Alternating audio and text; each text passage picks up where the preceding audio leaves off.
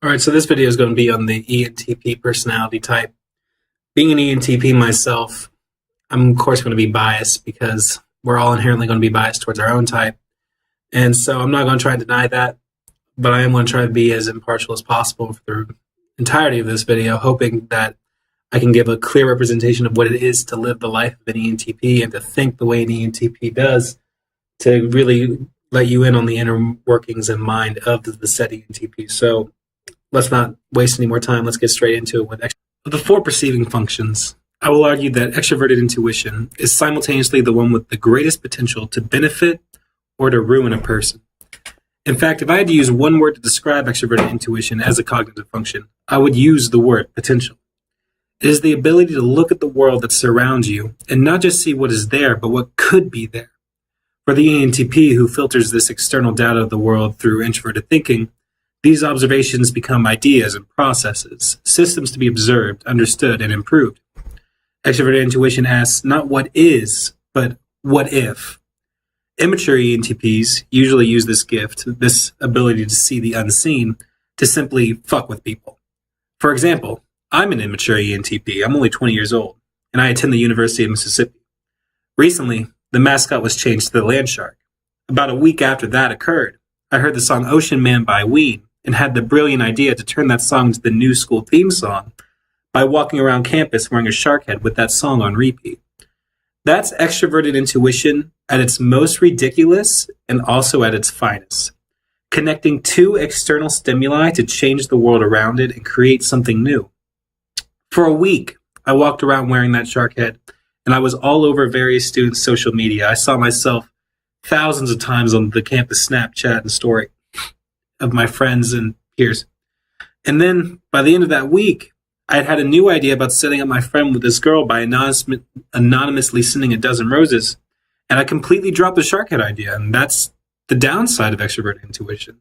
It's never satisfied with what is and what you're doing, but what could be and what you could be doing next, which is why so many ENTPs have 100 unfinished projects in their back catalog of just things they started but never finished. Right now, I'm writing a novel and an album. And yet neither of them are even close to being done because I'm always being distracted by the next thing that comes into my mind, like MBTI. I'm probably going to make 3 of these videos and then stop because I've moved on to the next thing that my extroverted intuition tells me it wants to do. I'm constantly looking for new things to learn and to do to avoid being bored. Because if you're a person who leads with extroverted intuition, if you are an ENTP or an ENFP, you are so easily bored by existing that you are constantly looking for something new to change, which is why extroverted intuition has the potential to benefit you and to help you improve both your own life and the lives of others through change, but also to ruin your own life because you'll start wondering, what if I did this horrible decision or this horrible decision? Fuck it, let's do it. Let's see what happens. That's extroverted intuition and both its negative aspects and its positive aspects. Moving on to the second function for the ENTP, introverted thinking, the leading judging function. Introverted thinking, if I had to give it one word, I would use the word systemization or categorization. It's logically assigning labels to the world and the data around it in a way that makes sense to the ENTP. It's systemizing data and creating a logical base for that data. So for the ENTP who leads with extroverted intuition, whenever they receive external stimuli and see new ideas and possibilities, they internalize those ideas and possibilities in a way that makes sense to them and then come to a conclusion about that external stimuli. So the best example I have would be people. Whenever I meet a new person or whenever I'm talking to someone, I'm trying to compartmentalize them, I guess would be the word to say it, which sounds really weird. But I'm trying to understand them as a person in in a logical way that makes sense to me. I'm trying to, and one thing I like to do is I relate them to people I already know. It's like, oh, X acts like Y because of Z.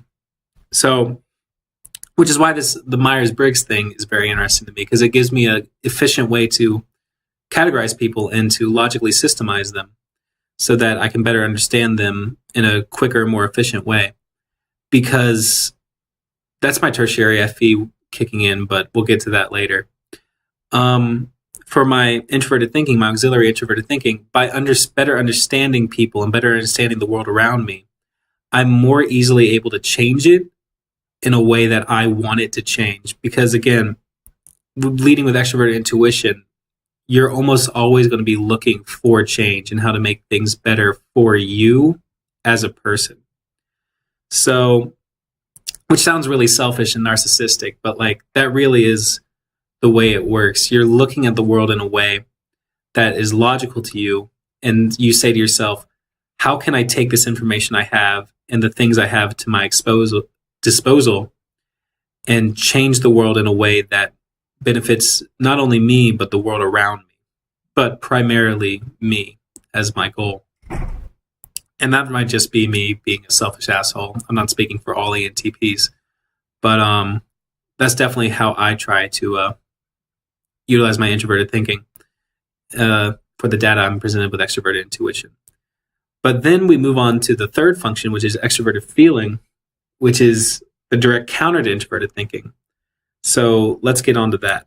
Extroverted feeling, if I had to label it, I would give it the label of harmony, of interpersonal harmony, of wanting people to get along, which is, I would argue, a direct contrast to TI, which is why they're on the spectrum, which is why they're always paired together, because TI, being 100% logic-based, doesn't really care about other people's feelings. It's looking for the right answer. While extroverted feeling is looking for the answer that benefits people. So ENTPs who lead with extroverted intuition and then back that up primarily through TI, their primary concern will be looking for the right answer to the world around them and how they can change the world around them the right way, no matter what people are feeling. But since they have tertiary FE, they're going to want to present that answer to other people in a way that other people can understand that answer and accept that answer and be willing to make that change to bring the ENTP's idea or goal into reality. And I understand the need for extroverted feeling in the primary or auxiliary slot to create harmony amongst people. But I would argue extroverted feeling is most beneficial in the tertiary slot where it's held by the ENTP and the ESTP, because having tertiary extroverted feeling is essentially saying, yeah, I understand you as a person and I understand what you're feeling, but I really just don't care, which is a horrible thing to say and to think. But essentially it's like, whenever I'm socializing with other people, whenever I'm talking to other people and trying to understand other people, I'm constantly looking for the right answer first, right? And like, your feelings are completely secondary. Like, I really don't give a shit about how you feel, but I understand how you feel. I understand how I need to word and to say things to make you feel the way I want you to feel, which is probably where that whole ENTPs or sociopaths kick in, because in a way, it's like, if you have extroverted feeling as your tertiary slot, yeah, you're able to manipulate people really well, I would argue, because you understand people's feelings, but you don't let your own emotions and your own sense of morality get in the way. Like, out of the 16 types, the ENTP and the ESTP are the ones that are most likely to say morality is fake and stupid, which is true. Morality is fake and stupid. Like, every single culture has a different answer to what morality is. So, yeah, that's extroverted feeling and at its finest within the ENTP mind. So let's move on to the repressed function, introverted sensing. So introverted sensing, if I had to give it a label, a one-word label, I would give it the label of memory or history. It's the perceiving function that looks at what was in the past and how it relates to the present, which is in direct contrast of extroverted intuition, which looks at the present and says, what can we use the present to do to change the future. So being an ENTP who has repressed introverted sensing, I'm mostly likely to look at the past and say, yeah, the past is stupid. Like, this was a horrible idea. Let's not do that again. Let's do this instead. Let's change this. So it's like, again, to use a personal example, I label myself as an anarchist because I am. I think government's stupid. And that's me rebelling against my SI logically. Like, I understand why I'm like that. I understand that's because I rebel against any idea of like order in the past and like how things were and how they should stay, because I'm constantly looking for change. And what bigger change is it than to destroy the government? But and I know that's probably going to make me sound like an idiot in this video. But again, I don't really give a shit about you, so fuck off. But so having repressed introverted sensing, if you have repressed introverted sensing, if you're an ENTP or an ENFP, you're going to be a person who really doesn't like the idea of things staying the same because that's the way they are. Like, if I'm making an argument with someone about why things should change or how we can make things better, and the person if there's two responses that set me off, and it's, this is how I feel, or that's the way it is. If I hear those two responses when I'm making an argument, I just lose my mind. It makes me so mad because the way you feel shouldn't matter if you're looking for the right answer logically, and the way things are makes no sense to me, because with that idea, it's like we would have never made it out of like the Stone Ages, because we would have rejected change, because that's the way things are. If anything, the way things are is change. Change is always happening. So people who argue against change make no sense to me. Fuck those people. But yeah, that's my repressed introverted sensing coming out right there. So those are the 4 conscious functions of the ENTP. That's how the ENTP consciously thinks and how they're aware of. So let's take a quick look at the 4 shadow functions. I'm not going to do a big thing on those, but I really want to touch on introverted feeling and how that can be a big problem for the ENTP as a person. So let's get into it. So of the 4 shadow functions, right, which for the ENTP is NI, TE, FI, and SE, out of those 4 functions that are unconscious, of the unconscious mind, that you're not aware of as a person, I would argue the most important one to look at would be the 7th function, your blind spot, which for the ENTP is introverted feeling, FI. So having introverted feeling as a blind spot, you're not likely to take your own feelings into account. Like the way I feel, like I'd argue I don't usually feel anything. Like, my feelings are never like a priority on my mind. I'm constantly thinking about something else other than this is how I feel, which again probably goes back to that whole ENTPs are sociopaths thing. But whatever, fuck those people. Like, I have feelings. I don't prioritize them, and I don't think about them if I don't have to, right?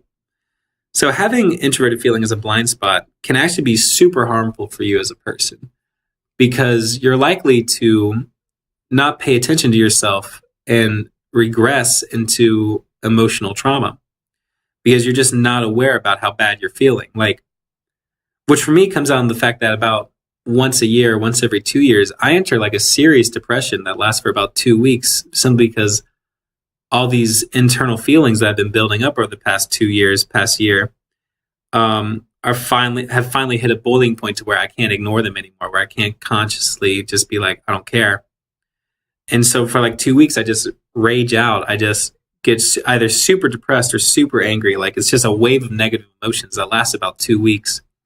And then like that depression goes away, and it's like, I'm fine again. Like, and I'm just super happy and bubbly again, like I always am, because I'm awesome and everyone else can suck my dick. And that's my introverted feeling blind spot. That's me not being aware that I have these internal issues I need to face, because I'm constantly focused on the outer world, what's outside of me, and reflecting on that in a logical process instead of an emotional one. Because again, leading with NE and backing that up with TI and FE, you're constantly taking the data presented to you from the outside world through NE and logically processing it through TI, and then applying that logical process to other people, FE, which means you yourself as a person never comes a part of the equation. So you're never really thinking about yourself or how you feel, which is why a lot of ENTPs can come off as jerks, essentially, or just like assholes, because they're not aware of how they feel. And since they have tertiary FE, they don't care about how you feel if the way you feel gets in the way of the right answer that TI has concluded is the right answer. So yeah, that's the downsides of the ENTP's blind spot FI. And that's probably going to be it for this. And I might do these for some of the other personality types, especially ones I've had close personal relationships with. So yeah, later nerds, fuck you.